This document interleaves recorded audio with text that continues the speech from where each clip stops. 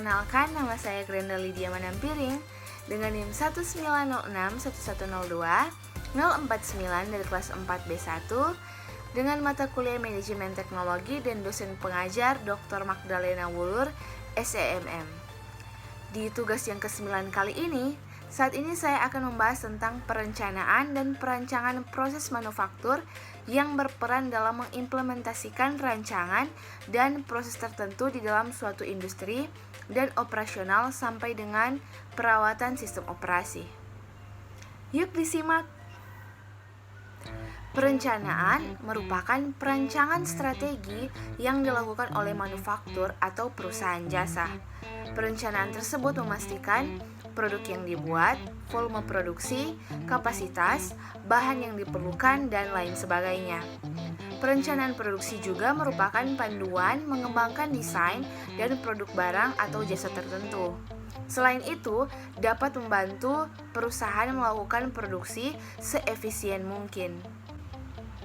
Jadi, tujuan perencanaan dan perancangan produksi itu sendiri adalah meminimalisir kelebihan dan pemborosan terkait pembelian bahan produk produksi, penggunaan bahan, alat, dan sumber daya secara efisien dengan menggunakan waktu kerja karyawan dan peralatan dengan seefektif mungkin.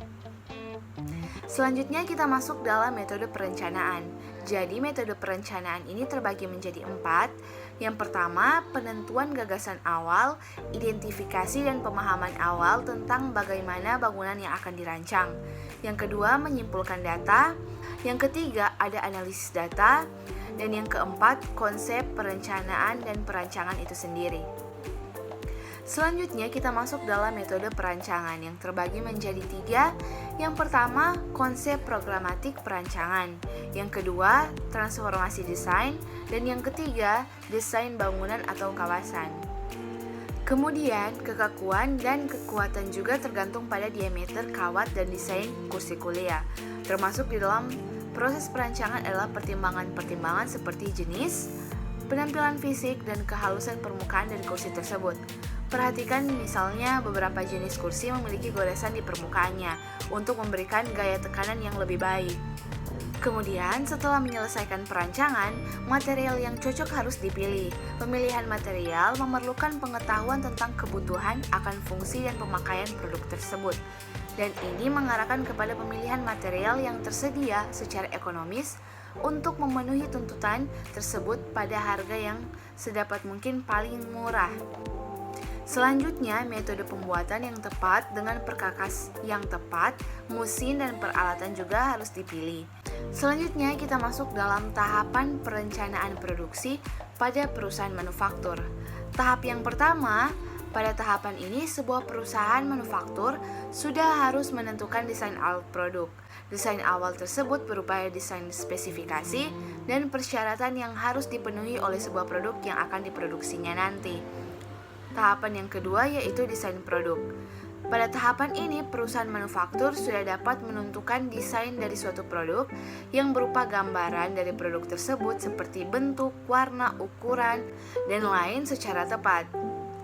Tahapan yang ketiga yaitu cara pembuatan.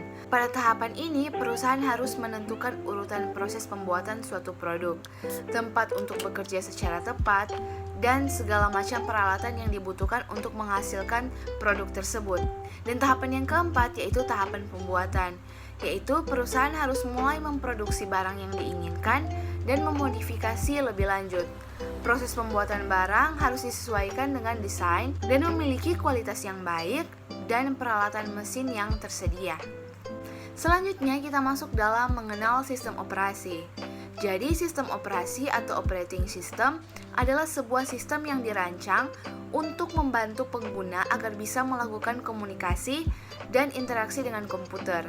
Sistem operasi juga memiliki fitur atau layanan dalam bentuk layanan user interface yang bisa kita lakukan untuk memberikan perintah ke komputer. Demikian hasil pemaparan materi dari saya. Terima kasih sudah menonton dan sampai jumpa di video selanjutnya.